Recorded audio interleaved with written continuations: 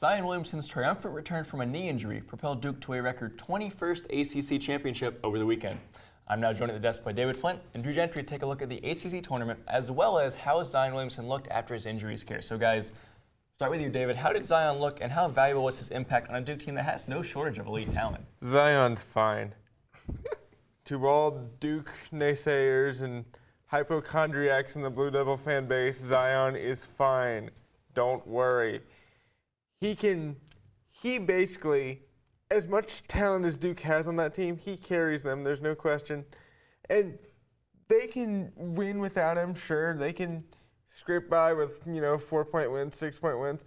With him, I wouldn't be surprised if they win by 15 every game they play. He's unguardable. With him, it's completely a different Duke team. He has the ability of a superstar. Like you see teams struggling in the NBA when their big player goes out, the ones that only have one or two major players. Duke has 3 players. Cam Reddish has been inconsistent. But all I have to say is if you're facing Duke in the NCAA tournament, I'm sorry. Good luck. The NCCU coach the North Carolina Central coach, who has the opportunity to play there in the play-in game, came out and he said, playing against Zion Williamson is like me playing against my 6-year-old son. That says something about how highly respected he is because he's a freak of nature, and it's just a big oof for everybody else that's playing against Duke in the postseason. How do you try to defend him? Hope he goes up for a dunk and misses it? I think you got to send him to the free throw line, right? That's what we've seen. Send him to the only free throw place line. he's struggling. 81 points, 30 rebounds, and 7 steals in 111 minutes in 3 games. All those wins. Let's talk about the tournament as a whole, though. What would you guys take from the ACC tournament that Duke won, Florida State was second? I knew Florida State would beat Virginia whenever I saw the matchup. The athleticism of Florida State matches up really well with Duke. The game was really good. But the thing that really impressed me was the top 4 seeds really made it to the semifinals. And then there was 2 upsets, if you want to call them that. Duke, Carolina, you never know what's going to happen in that.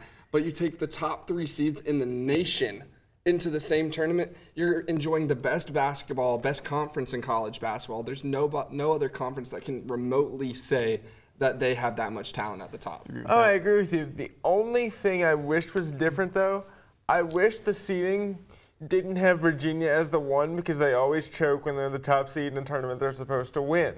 Last year, looking at you. But if you had it where Duke and Carolina met in the final instead of the semi, talk about an electrifying final. That being said, all 3 of those number 1 seeds, UVA, Duke, UNC, they're all going to be threats in the tourney. They're all going to at least make the Sweet 16, if not go further. Yeah, we're definitely not seeing Virginia getting eliminated in the first round again this year. I think we won't see a 1 seed because, I think all the 1 seeds are kind of deserving. The only one that you could even question is Gonzaga, but they had the resume the whole season. They even beat Duke earlier in the season. But what you take away from this ACC tournament is every single team from the ACC that is in the tournament is a threat because they all beat each other throughout the season. Mm-hmm. The top teams, I think, only 2 had 16 wins, and that's Chapel Hill and Virginia, while Duke and Florida State had 14 in the regular season, so 1 came around.